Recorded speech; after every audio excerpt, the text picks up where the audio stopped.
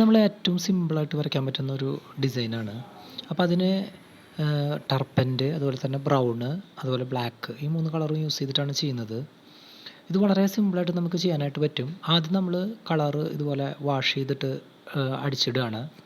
അത് നമുക്ക് ആ വരയ്ക്കാനുള്ള ഒരു ഡിസൈനിൻ്റെ രൂപത്തിൽ നമ്മൾ അടിച്ച് ഇടുക. ഇതിന് നമ്മൾ ഇപ്പോൾ നമ്മുടെ കയ്യിലുള്ളത് കുറച്ച് ഫാസ്റ്റായിട്ട് ഡ്രൈ ആവുന്ന ടർപ്പൻ്റാണ്. പല കമ്പനിയുടെ ടർപ്പൻ്റും പല രീതിയിലായിരിക്കും നമുക്ക് കിട്ടുന്നത്. തീരെ ഉണക്കമില്ലാത്ത ടർപ്പൻ്റുകൾ കിട്ടും. അതാകുമ്പോൾ ചിലപ്പോൾ വരയ്ക്കാൻ കുറച്ച് ബുദ്ധിമുട്ടായിരിക്കും.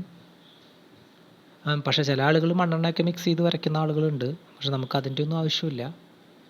നമ്മളിതുപോലെ വാഷ് ചെയ്തിട്ട് അതിൽ ഒരു ചെറിയ ബ്രഷ് കൊണ്ട് നമ്മൾ ആ വരയ്ക്കാൻ ഉദ്ദേശിക്കുന്ന ഒരു ഡിസൈൻ സിമ്പിളായിട്ട് അതിൽ കുറച്ച് ടൈറ്റുള്ള പെയിൻറ്റ് കൊണ്ട് തന്നെ വരച്ചെടുക്കുക.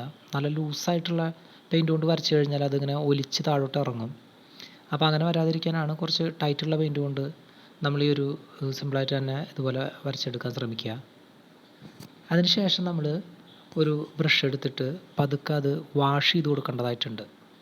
അപ്പോൾ അതിൻ്റെ ഈ 2 എൻഡിലും നമ്മൾ കുറച്ച് ഡാർക്ക് കളർ കിട്ടാനായിട്ട് നമ്മളവിടെ കുറച്ച് ഡാർക്ക് കളറ് കൂടുതലായിട്ട് അടിച്ചു കൊടുത്തിട്ടുണ്ട്. അതിനുശേഷം നമ്മൾ ഇതുപോലെ ഒരു ഡ്രൈ ആയിട്ടുള്ള ബ്രഷ് കൊണ്ട് ഇങ്ങനെ നല്ലപോലെ സ്മൂത്ത് ചെയ്ത് ഇങ്ങനെ പരന്ന് വരാൻ വേണ്ടിയിട്ട് ഡിസൈനൊക്കെ എല്ലാ സൈഡിലോട്ടും പരന്ന് സെറ്റാവാനായിട്ട് നമ്മൾ ഇതുപോലെ ഒന്ന് ബ്രഷ് കൊണ്ട് വാഷ് ചെയ്ത് കൊടുക്കുക.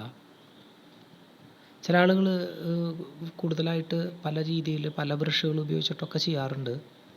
പക്ഷേ നമ്മൾ ഏത് ബ്രഷ് വേണമെങ്കിലും നമുക്ക് യൂസ് ചെയ്യാം. അതിൽ വെള്ളം നനവ് പോലെയുള്ള നനവുണ്ടാവാതിരുന്നാൽ മതി. പിന്നെ നമുക്ക് ആ വരച്ചത് ഒന്നുകൂടെ തെളിച്ചം കിട്ടാനായിട്ട് നമ്മൾ ആ വരച്ചതിന് മുകളിലൂടെ ഒന്നുകൂടെ കുറച്ച് ഡാർക്ക് ബ്ലാക്ക് കൂടുതൽ ചേർത്തിട്ടുള്ള ആ ഒരു ബ്രൗൺ കൊണ്ട് നമുക്ക് ഡാർക്ക് വേണമെങ്കിൽ മാത്രം മതി ഒന്നുകൂടെ വരച്ചു കൊടുക്കുക. എന്നിട്ട് ഇതേപോലെ തന്നെ നമ്മൾ ഒരു ബ്രഷ് കൊണ്ട് പതുക്കെ വാഷ് ചെയ്ത് കൊടുത്തു കഴിഞ്ഞാൽ അത് ഡിസൈൻ നല്ല തെളിച്ചമായിട്ട് വരും. പിന്നെ ഇത് നമ്മളിപ്പോൾ ഈ ടർപ്പൻ്റൊക്കെ ഒന്ന് വലിഞ്ഞ് സെറ്റാവുമ്പോൾ ഈ ഡിസൈൻ അതിലോട്ട് ലയിച്ച് നല്ല ഒരു വുഡിൻ്റെ ആ ഒരു ഫിനിഷിങ്ങിൽ തന്നെ നമുക്ക് കിടക്കും. സാധാരണ ഈ കിച്ചൺ കബോർഡ് അങ്ങനെയുള്ള വല്ല മൾട്ടി വുഡിലൊക്കെ ചെയ്തതിൻ്റെ മുകളിൽ പെയിൻ്റൊക്കെ അടിച്ച് വരയ്ക്കാനായിട്ട് ഇതുപോലെ ചെയ്യുകയാണെങ്കിൽ നമുക്ക് സിമ്പിളായിട്ട് ചെയ്യാനായിട്ട് പറ്റും. മറ്റുള്ള രീതികളിൽ പല രീതികളിലും കൈ കൊണ്ട് ഇങ്ങനെ തള്ളിയിട്ടൊക്കെ ചെയ്യുന്നത് കാണാം. പക്ഷേ ഇതാണ് ഏറ്റവും സിമ്പിളായിട്ടുള്ളൊരു രീതി.